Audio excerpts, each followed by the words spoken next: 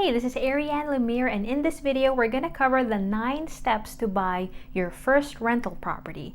We're going to go everything you need to know so that you know what to expect when you buy your first rental property, and you can start making passive income and reach financial freedom. So we're going to talk about how to run the numbers so you know you're buying a good investment property, the team members you need to have to finance and buy the property, what steps you need to take to go under contract, what happens after you're under contract and up to closing, and how you click the like button and click subscribe. Let's get started. So the very first step is likely the most important. It's how to analyze the numbers to see if you're buying the deal at a good price. So first of all, before we dive into the numbers, I want to talk about cash flow and appreciation. For the sake of this video, we're mainly going to focus on cash flow, because when you buy rental properties, they're going to stay rented, or at least if you buy right, that's what's going to happen.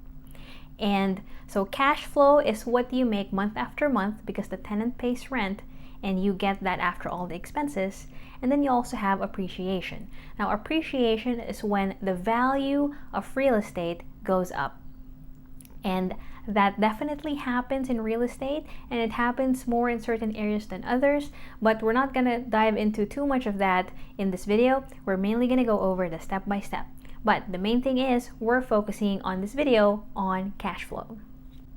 Okay, the first step in running the numbers is to get our net operating income. And our net operating income comes from two things: our income, which is typically the rent we receive, minus our total expenses, not including the loan payments. So, first we need to find out what the monthly income of the property is going to be. And you can use Rentometer to find out what the market rent for the specific property is that you're looking at. You can also ask your property management company. You can also look at other properties that are currently up for rent or have already rented to see what somebody else would likely pay for a property that's similar to yours. Okay, next, we're going to find out what expenses we need to pay to maintain this rental property. So you're going to have property taxes, property insurance, your property management fee, what you pay the property manager to manage your rental property. You can also take into account any vacancies. You also want to budget for repairs and turnover costs. So what you want to do is add all of those expenses up, and that's your total expenses. Next, we're going to calculate our net operating income. So we're going to get our total income over a year and deduct our total expenses for that whole year. And the difference is our net operating income. Now that we have our net operating income, we're going to find out what our cash flow is going to be. So net operating income minus loan payments or debt service equals cash flow. And that cash flow is what your return on your investment is. Next number we want to know is our cash on cash return. And this comes from dividing our cash flow for the year by our total cash invested in the rental property. So for example, the total cash invested includes your down payment for the property, any closing costs you needed to pay, and any repairs you needed to do to the property to get it rented for the target rental amount. So recap, you get your cash flow, and then you get your cash on cash return by dividing your cash flow by your total cash invested. Now, ideally what you want to shoot for is at least a minimum of 10% cash on cash return. Now, I know that was a lot, So rule number 2 is designed to make things easier as you analyze 5 to 10 properties week after week. So step number 2 is to use rules of thumb to make your analysis easier so you can spend less time looking at the deals that might not work for your desired cash-on-cash return and spend more time looking at the deals that will likely work for your desired cash-on-cash return. So the first rule of thumb is the 1% rule. So you want the monthly market rent of a property you're buying to be 1% or more than the total purchase price. So for example, if I was buying a rental property for $100,000, I would want the monthly market rent to be $1,000 or more. Now, there might be times when it makes sense to buy a rental property that's yielding less than 1%, especially if it's a nice neighborhood and you're really confident that that neighborhood is a good place to invest in and you really want to have rentals in that area. Just know that the 1% rule is just an easy way to see whether or not it's worth it to spend more time on a particular property. For example, if you're buying a property for $200,000 or the asking price is $200,000 and the rent is only $1,000 a month, then it might be a real long shot. And maybe that week you're looking at 5 other properties, and maybe one of the ones in the same area is closer to the 1% rule. So maybe in the same area there's a house that's selling for $150,000 and the rent is maybe $1,200 a month. So as you can see, it's not exactly at 1%, it's less than 1%, but because it's closer to 1%, you might want to dig deeper into that specific rental property and analyze that one more, and then see maybe you can submit an offer that's less than the asking price and they might take it. So that's how you use the 1% rule when you're looking at properties. Now, the next rule of thumb is the 50% rule. And the 50% rule says that most of the time, the operating expenses or the total expenses needed to run and maintain a rental property is going to be close to 50% of the monthly market rent. So for example, if we have $1,000 in market rent, then typically the property taxes, the insurance, property management fees, vacancies, repairs, and all that stuff is about 50% of that, which is $500. So that's a quick rule of thumb to get you analyzing properties faster. For example, you see a property that's renting for $1,000, you can calculate that in general, the net operating income is going to be 50% of that because you're using the 50% rule. So $500 a month or $6,000 a year is your net operating income. And then you can calculate your cash flow and cash-on-cash return based off of that number and your purchase price. Okay, I know that was a lot of numbers so far, so please comment down below if you have any questions. I'll be happy to clarify things, and if you ask about a question that a lot of people also want answers to, I'll make an entire video to clarify some things and talk more about some of these numbers. Okay, step number 3. Find a lender and get pre-approved so you know what budget you have to buy rental properties. So I recommend going to some real estate investing clubs and asking around to see who their preferred lenders are, because the chances are if they work with other people, especially other investors, well, then they likely will fit into your rental plans well as well. Step number 4. Find an investor-friendly agent. So one good way to find an investor-friendly agent is to go to your local real estate investment club or go online and go to BiggerPockets or another forum to see who the active real estate agents are in that area. And ideally, you want to work with an agent who is also an investor, because what that does is it helps them know what kind of properties you're already looking for. And like some of the things we talked about in step 1 and 2 about the numbers and the rules of thumb, if they have rentals themselves, they will already know that. So they'll know how to advise you when you talk about numbers and what price you need to offer, and they also know what to expect from you. Because what they're gonna see is you might put in a lot more offers than a lot of other people, but you're going to be a repeat customer, and they don't have to build a lot of relationships with multiple people to get multiple commissions. They can build a relationship with you, and they can have multiple commissions from the rental properties you buy.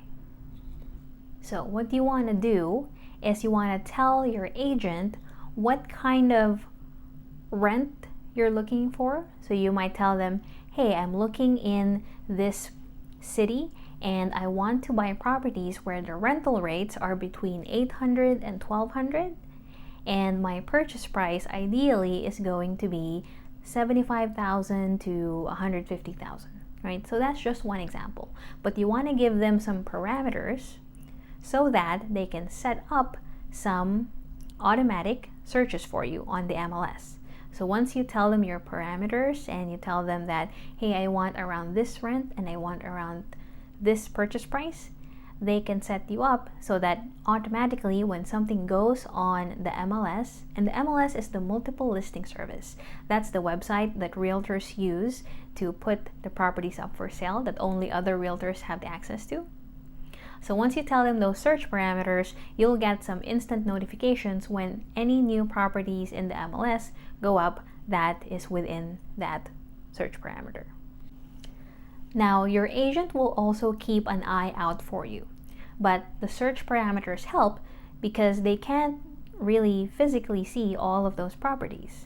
So because you're getting the automatic searches as well, you can keep an eye out and analyze those properties too, on top of the properties that your agent brings directly to you. Now, if you have access to cash where you can pay cash for an entire property, let's say you might have, depending on your market, $55,000 to $150,000 in cash, then you'll want to get access to off-market deals. And the people who sell these off-market deals, they're typically called wholesalers. And what they do is they buy properties and they sell them to other investors for a discount. And these don't usually make it to the MLS. And so you can usually get properties at a 70 to 90% discount from what you can buy them from the MLS for, which is great for you. So, how to find these wholesalers? One, you want to go to your local real estate investor club, and usually there's a lot of wholesalers there, and you can sign up to their email list. Number two, you can also Google and search off-market deals city.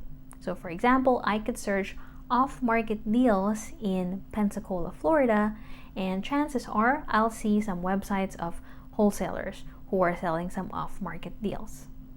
Now, the play here is to use your cash to buy for a discount, and then you want to do a cash out refinance of all your cash out, so you can just do that over and over again. If you don't have cash, an advanced strategy would be to use hard money to buy those off-market deals. You just can't use conventional financing because usually the wholesalers' closing dates are pretty short. They want you to close within a week or 2 weeks. And they really, most of the times, the properties they sell need more fixing up than the ones you get on the MLS. So usually the traditional banks don't finance those deals. Hard money lending is more expensive than the bank financing you're gonna get. So we'll cover that advanced strategy at a later video. If you want to hear that video, please comment down below and I'll speed up my recording time and get that video out sooner rather than later. Now, if you're liking this so far, please click the like button. If you don't like it, click the dislike button. Please give me any feedback in the comments below, and don't forget to click subscribe so you can be the first to see my next videos. Step number 6.